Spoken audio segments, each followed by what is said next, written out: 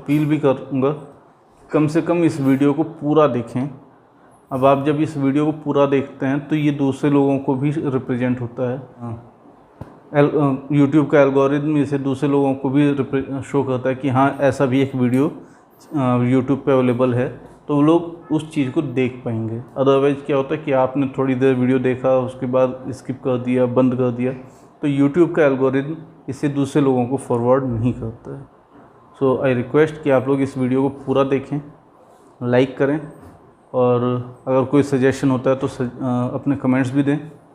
Plus अगर आप लोगों को लगता है कि इसमें ये चीज़ ऐड करना है तो वो भी आप कमेंट्स करके हमें बताइए। So hello friends, welcome back to this video. जैसा कि हम लोग लास्ट कुछ वीडियो से डिस्कस कर रहे हैं कंटिन्यूसली क्वालिटी रिस्क मैनेजमेंट पे, और ड्यूरिंग दोज वीडियोज़ एक दोस्त ने पूछा कि पैकिंग मटेरियल से रिलेटेड रिस्क असेसमेंट के बारे में भी बताओ थोड़ा सा, सो दैट लोगों को एग्जांपल से समझ में आए कि रिस्क असेसमेंट क्या है, क्यों किया जाता है। तो आज का जो हमारा वीडियो है वो है कि QRM, that means quality risk management with respect to packing material. तो इसको समझने से पहले हमें सबसे पहले समझना पड़ेगा कि पैकिंग मटेरियल असल में है क्या।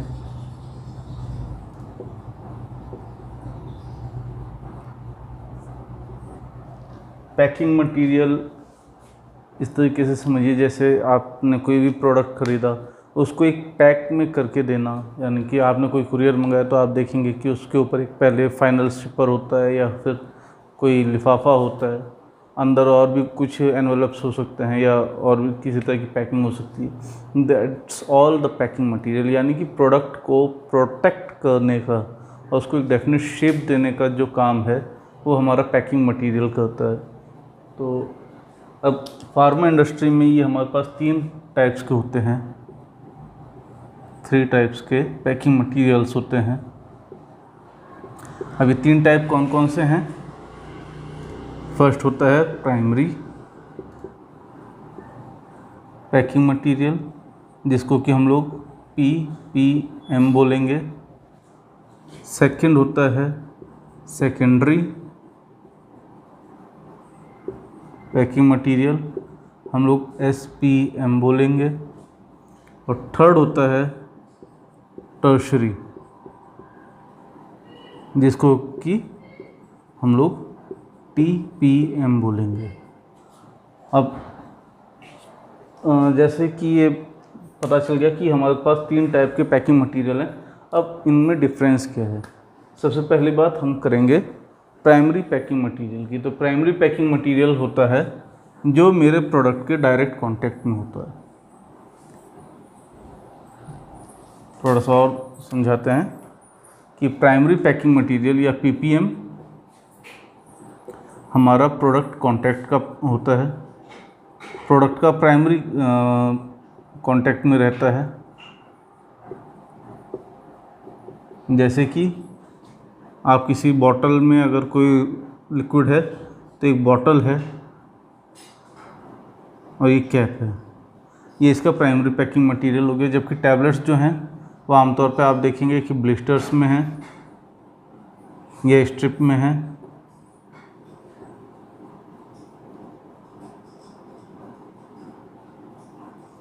या फिर और भी किसी तरह की पैकिंग होती है, जार पैकिंग होती है।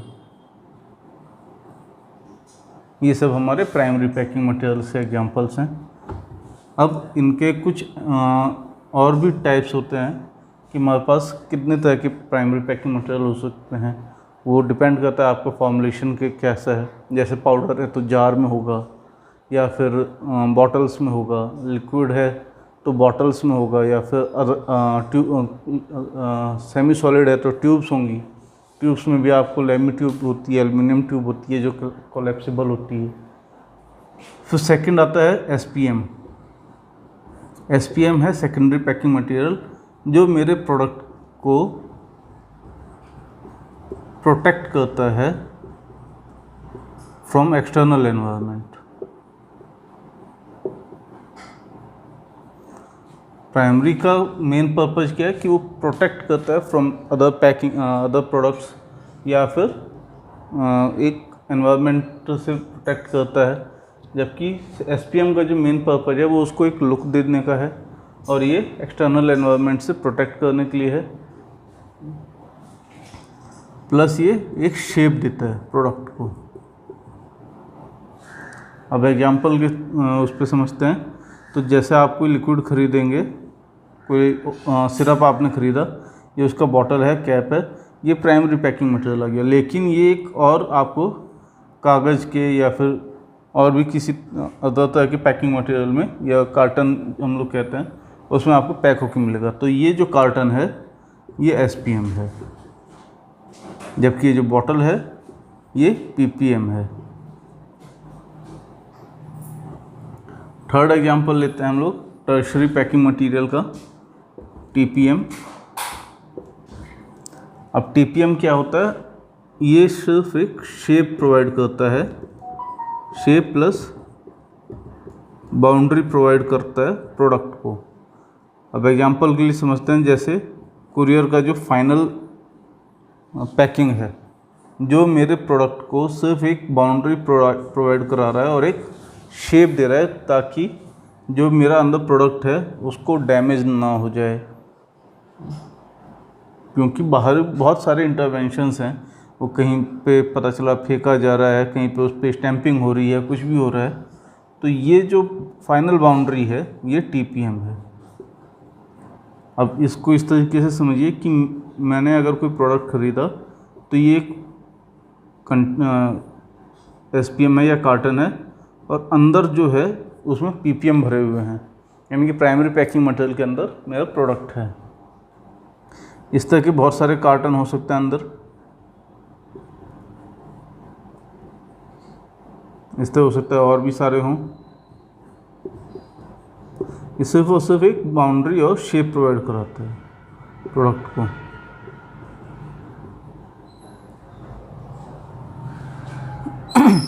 अब जैसे मैंने आपको बताया कि 3 तरह के मेरे पैकिंग मटेरियल्स हैं, तो इनके एमओसी भी अलग अलग हैं। एमओसी का मतलब है मटेरियल ऑफ कंस्ट्रक्शन। अब जो कॉमन मटेरियल ऑफ कंस्ट्रक्शन है वो हम लोग प्राइमरी पैकिंग मटेरियल का समझते हैं। सबसे पहले आता है हमारे पास PVC foils, PVDC foils, PVDC, coated ALU foils या एल्युमिनियम फॉइल्स। फिर आते हैं एल्युमिनियम स्ट्रिप्स। इसके अलावा आते हैं glass bottles, aluminium tubes, lami tubes. इस तरह के और भी बहुत सारे होते हैं, एम्प्यूल्स हैं, वायल्स हैं, ग्लास बॉटल, प्लास्टिक बॉटल्स हैं। ये कुछ कॉमन पैकिंग मटेरियल्स हैं। अब जैसे हमारा मेन टॉपिक जो है वो रिस्क असेसमेंट के लिए है, और वो भी with respect to the packing material है। तो समझते हैं कि असल में हमारा पैकिंग मटेरियल प्रोडक्ट पे किस तरह से रिस्क जनरेट कर सकता है, या उसे कैसे रिस्क से बचा सकता है। तो इसके लिए सबसे पहले हम समझते हैं कि प्राइमरी पैकिंग मटेरियल या पैकिंग मटेरियल से होने वाला रिस्क असल में कैटेगराइज होगा तो किस क्लास में होगा। हमारा जब भी कोई रिस्क होगा तो वो होगा, हम लोग जो परफॉर्म करते हैं वो होते हैं 2 टाइप्स के, इंट्रिंसिक, ये सब हम लोग लास्ट वीडियोज में बता चुके हैं, और एक्सट्रिंसिक। अब यहाँ पे क्योंकि हमारा जो पैकिंग मटेरियल है दैट्स एन एक्सट्रिंसिक फैक्टर, अब उसमें भी हमारे पास जो 4 कैटेगरीज के रिस्क हैं, product, process, then facility and business. तो इसमें जो मेरा पैकिंग से रिलेटेड रिस्क आएगा वो प्रोडक्ट से रिलेटेड है एंड प्रोसेस से रिलेटेड है, नॉट फैसिलिटी, नॉट बिजनेस। तो अब जो भी मेरे रिस्क जनरेट होंगे, either these are related with the product और प्रोसेस। कैसे, आइए हम समझते हैं आगे। सबसे पहले हम समझते हैं कि प्रोडक्ट से रिलेटेड रिस्क कैसे जनरेट होंगे और कौन कौन से रिस्क जनरेट होंगे। तो इसमें मेरा जो पैकिंग मटेरियल से, या मोर कंसाइजली हम कहें तो पीपीएम से रिलेटेड जो सबसे पहले रिस्क जनरेट होंगे with respect to the product, वो होंगे उसकी कंपैटिबिलिटी,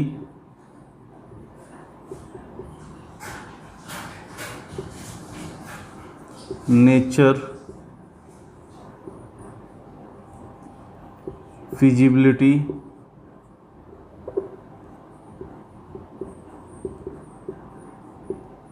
एंड देन लास्ट में स्टेबिलिटी।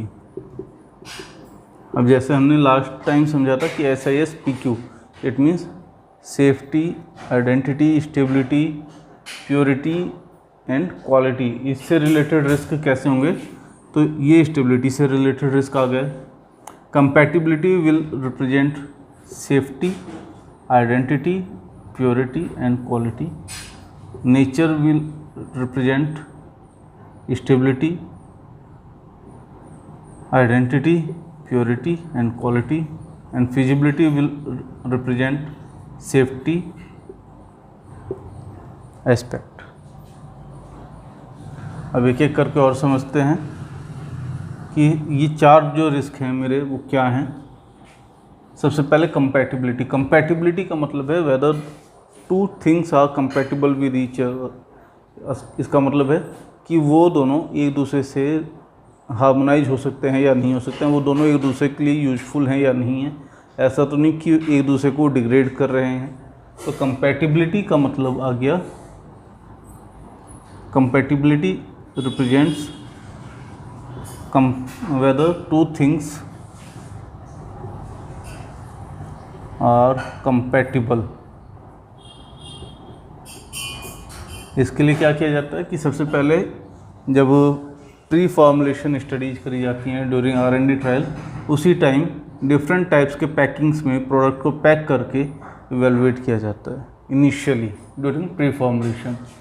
इसमें हम लोग API को ही सिर्फ एक कॉम्बिनेशन बना के अलग अलग पैकिंग्स के साथ कंपैटिबिलिटी स्टडी परफॉर्म करते हैं। दूसरा आता है हमारा फिजिबिलिटी।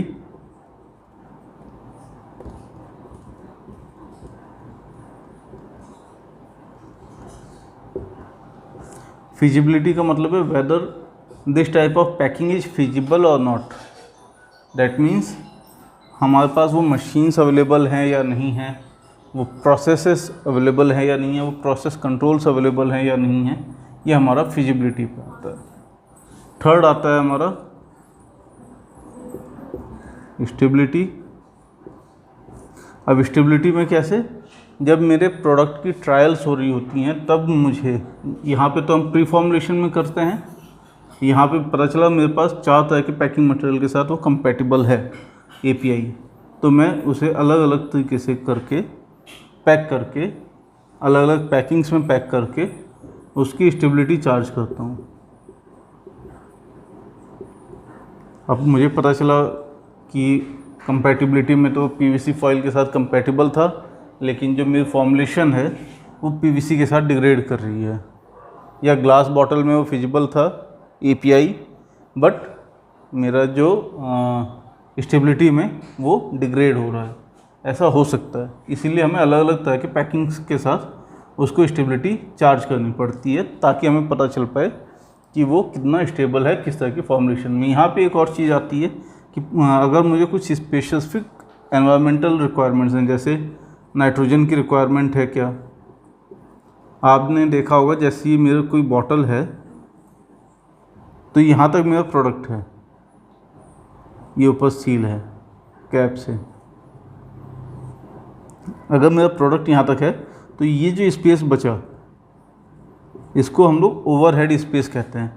तो इसमें कुछ क्या कोई स्पेसिफिक टाइप का एनवायरनमेंट की रिक्वायरमेंट है या नहीं है, जैसे नाइट्रोजन की रिक्वायरमेंट है या नहीं है, कहीं इसकी जगह मुझे CO2 की तो नहीं रिक्वायरमेंट है, ये मेरा कॉमन जनरल एयर से वो ओवरहेड स्पेस भरा जा सकता है या नहीं।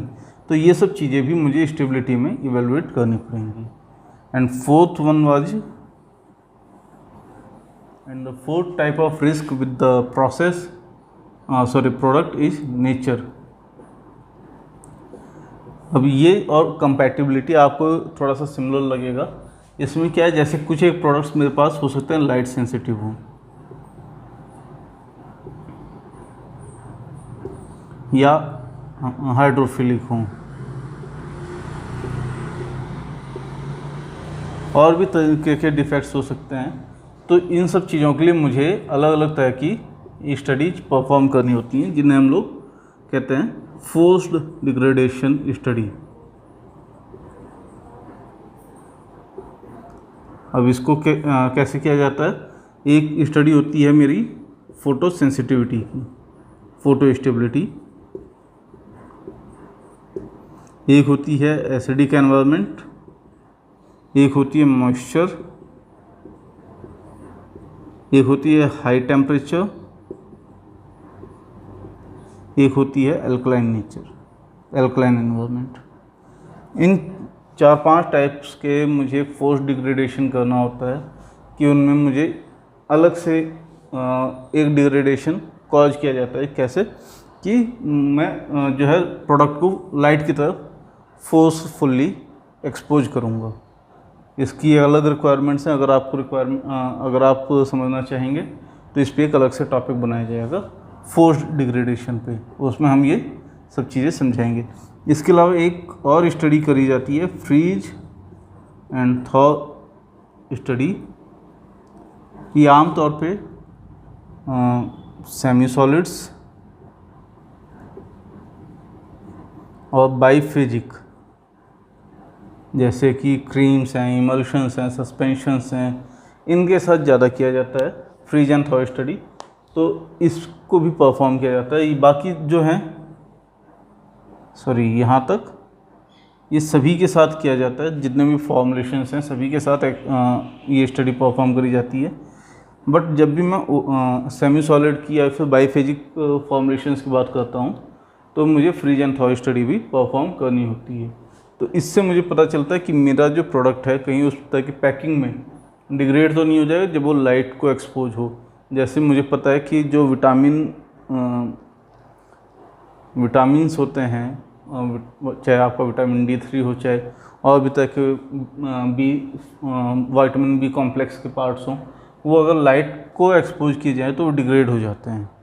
तो उस केस में क्या किया जाता है कि मैंने उसे एक खास तरह की पैकिंग में बनाया और उसको एक लाइट सोर्स से एक्सपोज किया कुछ देर के लिए, कुछ टाइम के लिए, कुछ लक्स आवर्स के लिए।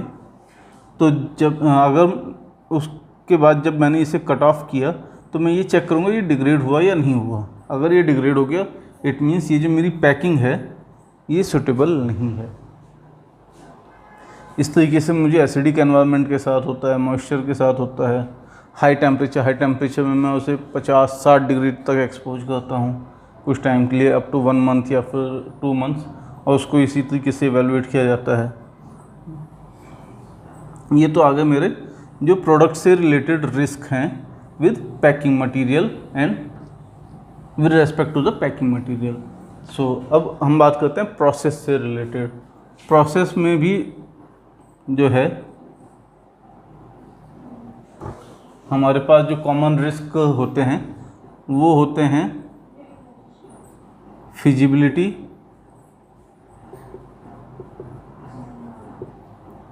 And equipments.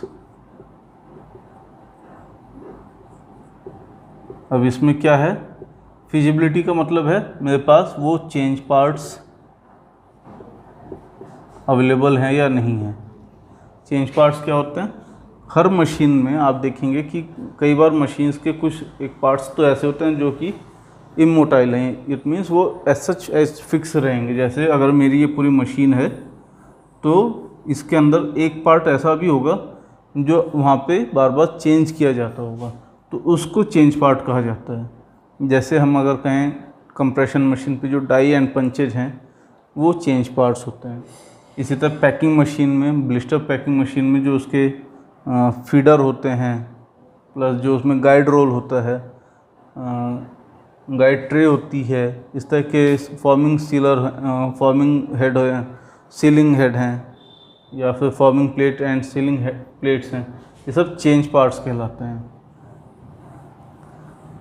तो ये जो है हमारे चेंज पार्ट्स हैं। हर प्रोडक्ट के लिए हमें चेंज पार्ट्स की अलग अलग रिक्वायरमेंट हो सकती है, क्योंकि अलग अलग प्रोडक्ट की अलग अलग शेप होती हैं, शेप होता है, प्लस उनके डायमेंशंस अलग हैं। तो हो सकता है आपको अलग अलग तरीके से चेंज पार्ट बनाना पड़े in case of different formulations.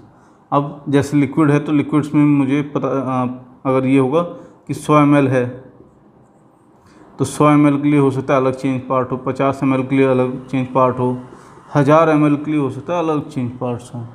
तो ये मेरे फिजिबिलिटी के पार्ट्स आ जाते हैं कि मेरे पास इक्विपमेंट से रिलेटेड चेंज पार्ट्स अवेलेबल हैं या नहीं हैं।